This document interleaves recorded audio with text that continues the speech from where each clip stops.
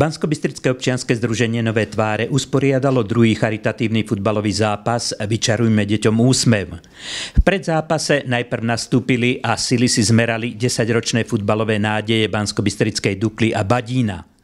Potom už na palubovku športovej haly na Štiavničkách nastúpili slovenskí futbaloví reprezentanti Ďuriš, Jakubko, Pečovský, Silvester, Považanec a futbalisti zo slovenských sorgonligových oddielov, druholigovej Podbrezovej, hokejisti HC 05 Banská Bystrica, Slovana Bratislava a futbalisti Viktórie Plzeň, v ktorých prebehla zbierka pre onkologicky choré deti ležiace na klinike pediatrickej onkológie a hematológie v Banskej Bystrici. S akou odozvou sa stretla táto akcia v jednotlivých mužstvách a prečo sa ju svojou osobnou účasťou rozhodli podporiť?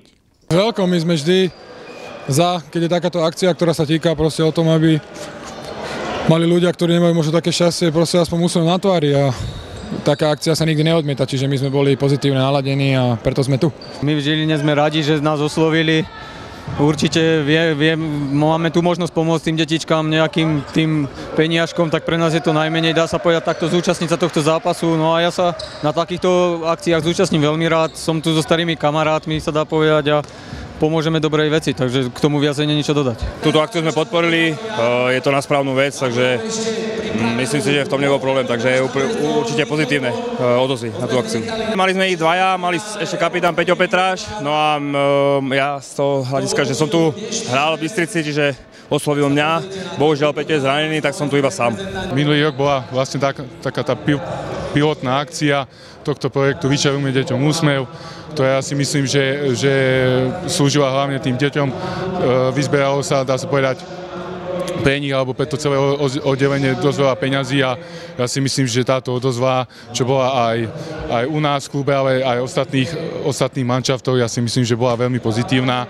Celý rok postupne z každých tých tímov, ktorí vlastne sa zapojili do tej zbierky, absolvovali nejakú tú návštevu tej onkologickej ambulancie, respektíve kliniky a zapojili sa nejakým tým rozdávaním tých darčekov za tie peniaze, ktoré sa vyzbierali a ja si myslím, že pomohlo to tým deťom spraviť taký ten úsmev pre nich trošku v tej ťažkej situácii, ako majú.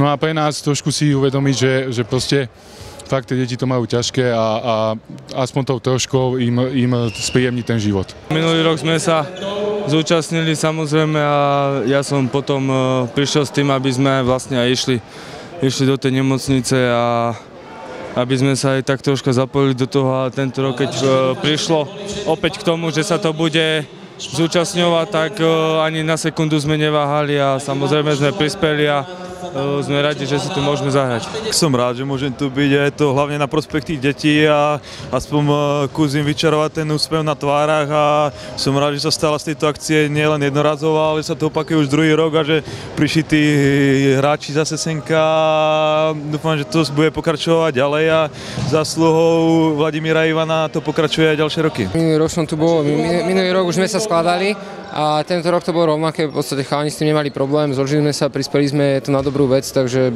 nebol s tým problém. Ja musím povedať, že vy ste sa zúčastnili v auguste na detskej onkológii v Banskej Bystrici. Ktorí hráči tu boli?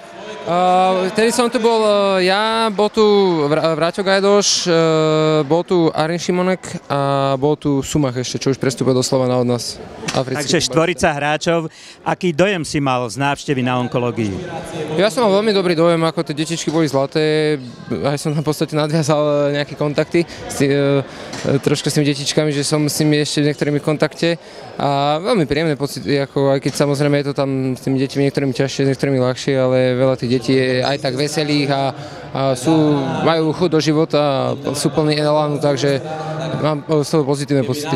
Ivan, ako sa ty dozvedel o tejto akcii?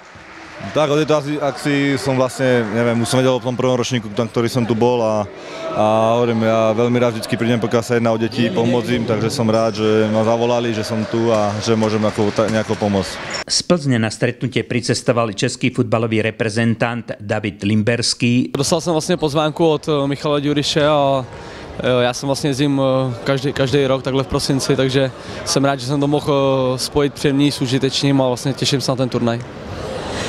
Vy ste sa v Plzni zbierali takisto, prispeli ste finančne i v lani, i tohto roku, takže pochopenie u hráčov bolo?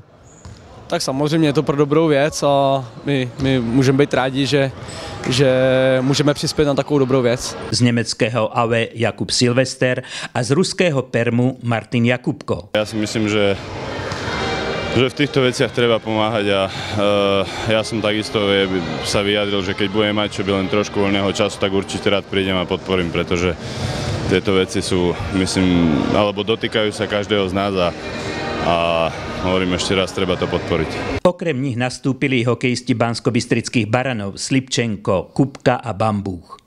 Krásne akcie a množstvo strelených gólov, keď stretnutie skončilo nerozhodne 12-12, odmenili diváci častým potleskom.